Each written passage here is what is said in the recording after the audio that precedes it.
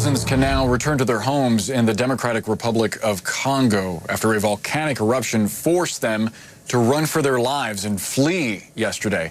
The lava flows have finally stopped. Many are starting to come back from neighboring Rwanda. Kalia Ali, the son of late Muhammad Ali, has made a number of humanitarian visits to Congo in the past and says that it is important now more than ever to provide them with the help they direly need right now.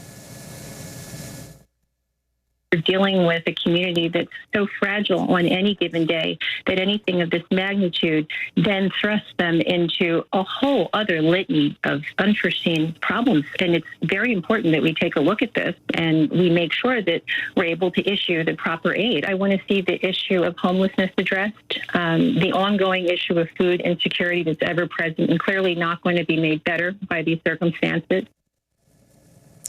That volcano last erupted in 2002, killing 250 people and displacing thousands more.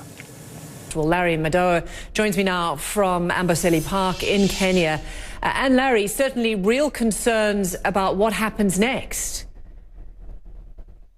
Aid agencies and the government, Robin, saying they're assessing the damage, but the early indications are that there will be people who will need some humanitarian assistance, possibly thousands, many of whom escaped to Rwanda last night local time when this volcano erupted and the lava started flowing to the city. They feared that it might come into the Goma city, which is highly populated. This region around Lake Kivu has about 2 million people that live there. But the government telling us that the lava stopped just outside of the city limits and did not hit the Goma airport either. But one neighborhood of Buhene seems to have been the worst hit. More homes there, we're told, have been destroyed. And there's quite a few people who did not have a place to be sleeping tonight. Many of those who fled to Rwanda across the border in Gisenyi are making their way back.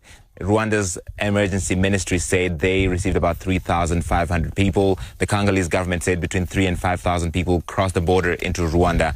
They're heading back into this neighborhood, even though officially the Congolese government has not told them that it is safe to go back. It is still assessing the damage, has held another emergency meeting this morning, chaired by the Prime Minister of the Democratic Republic of Congo, and is expected to be sending assistance once they figure out what sort of assistance is needed here. This Nyiragongo mountain has erupted before. In 2002, it killed about 250 people. In 1977, the worst eruption killed more than 600 people, and volcano experts who watch what's happening here have been saying they've been seeing activity that resembles what happened those previous two times, and the likelihood is that there might be a much bigger disaster a few years away.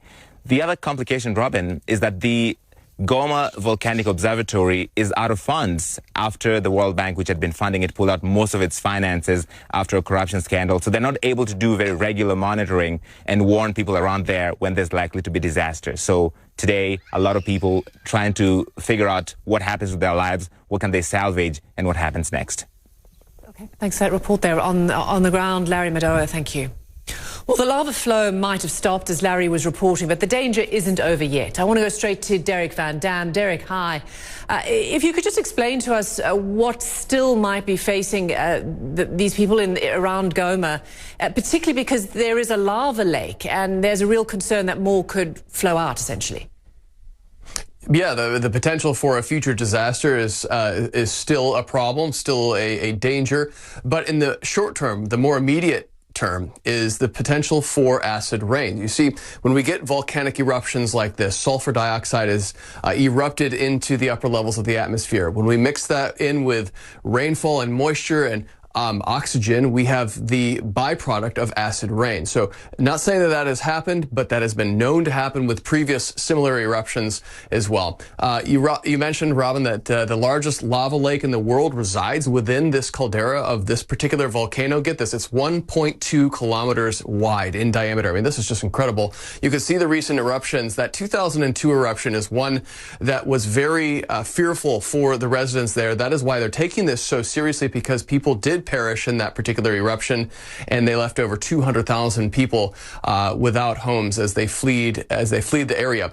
Mount Nyiragongo. It is a bit of a tongue twister, but that erupted at 7 p.m. local time on Saturday evening. Again, the lava appearing to be flowing away from, well, it's completely stopped, but it was at that time when it erupted, it flowed away from the city of Goma, which is good news. And I'm going to put this perspective here because this is a great perspective just to show you Rwanda to my left. There's Goma right on the shoreline of a lake within the eastern sections of the DRC, and the lava flowing away from the populated areas is good news. That really did spare the largest population density area, but you can see people taking it very seriously as they see these plumes of lava erupting into the upper levels of the atmosphere. Talked about the chance of rain and the potential for acid rain. Well, you can see the future cast with precipitation popping up over the next 3 days.